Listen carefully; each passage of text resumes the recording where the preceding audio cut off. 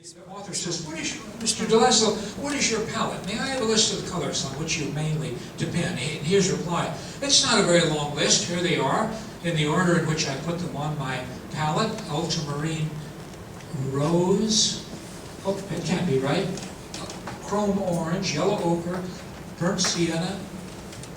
He gives a completely different order than what are up there. He says, these are the chief colors I use, and ordinarily they are sufficient for any work, but sometimes when there is a particular reason, I add to them ivory black, Veronese green, lac garance, and orange cadmium. Now, last time I gave this talk, fortunately somebody in the audience knew what lac garance was. It's sort of an alizarin crimson. I learned that last at the Salmagundi Club. And I thought it would be interesting, artists, to compare de László's palette on the left with Sargent's palette on the right. They are very similar in some ways. There's a lot of very odd colors, which I think are usually referred to as fugitive colors.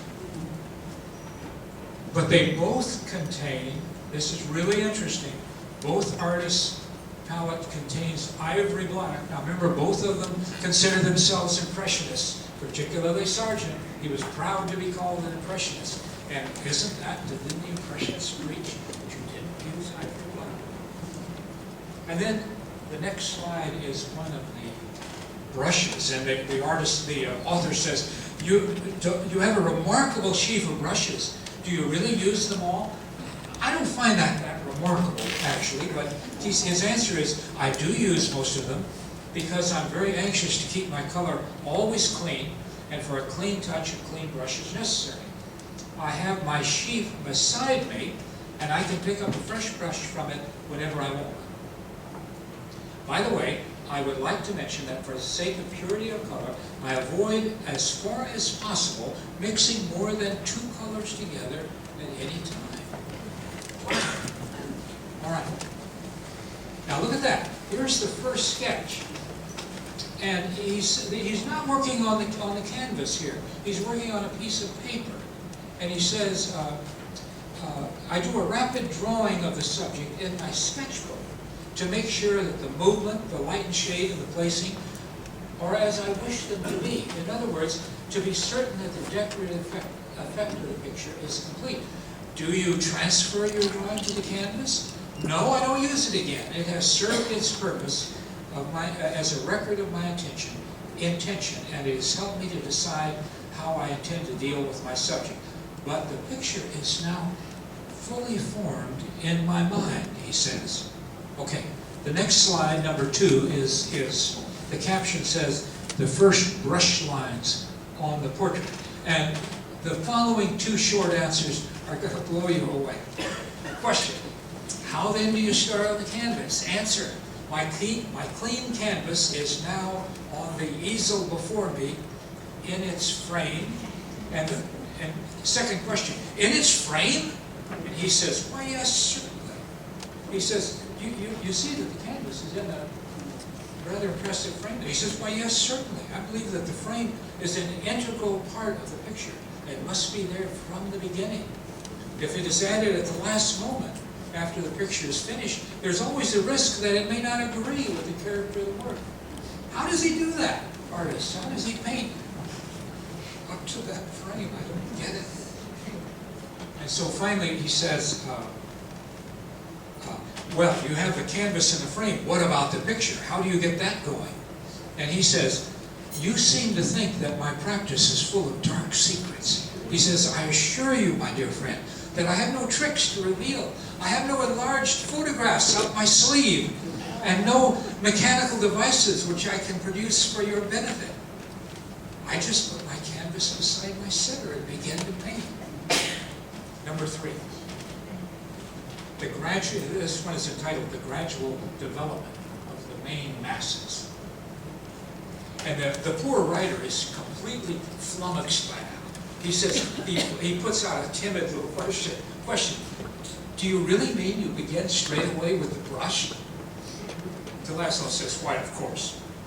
With my brush, I paint a few lines to indicate the placing of the figure on the canvas.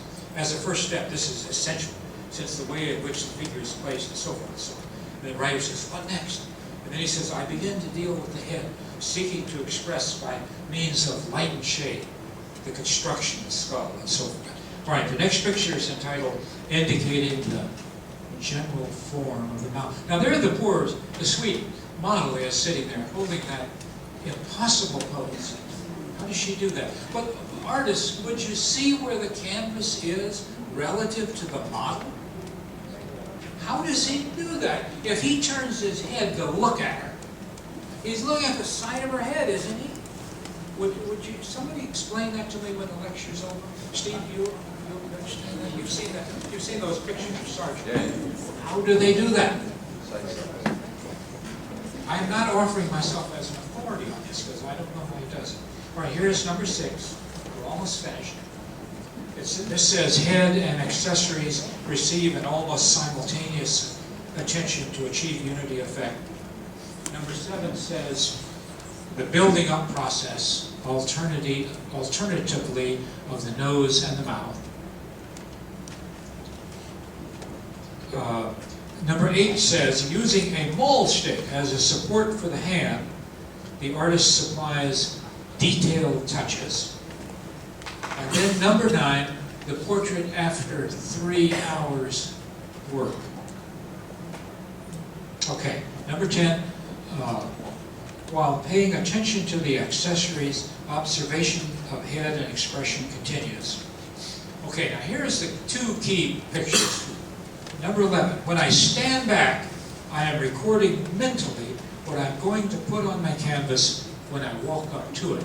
Now, every artist in the room has heard those stories about Sargent being 30 feet away and making his judgment. We've all heard those stories. And then he would run across the studio and put it. Now, this looks like de László is going back and forth about 6 feet, maybe.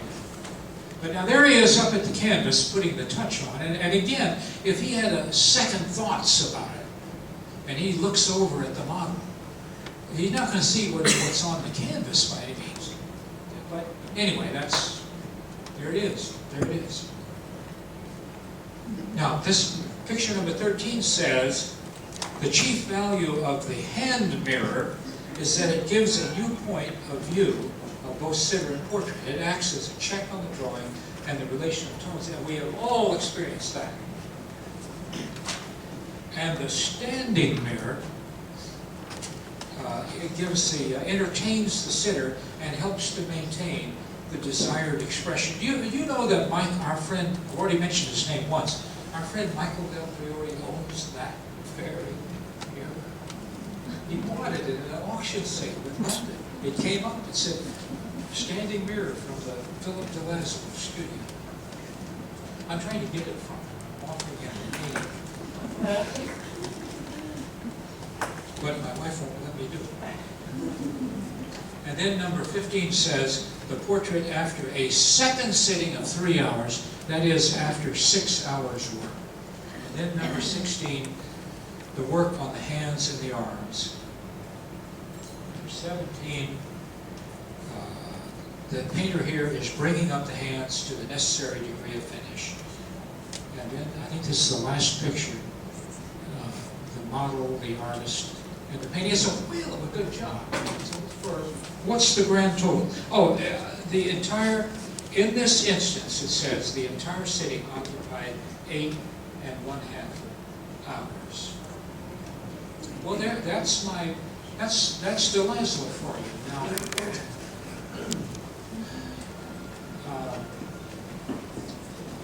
I don't know if I've convinced you. All I'm really trying to do is to call attention to an unrecognized, unappreciated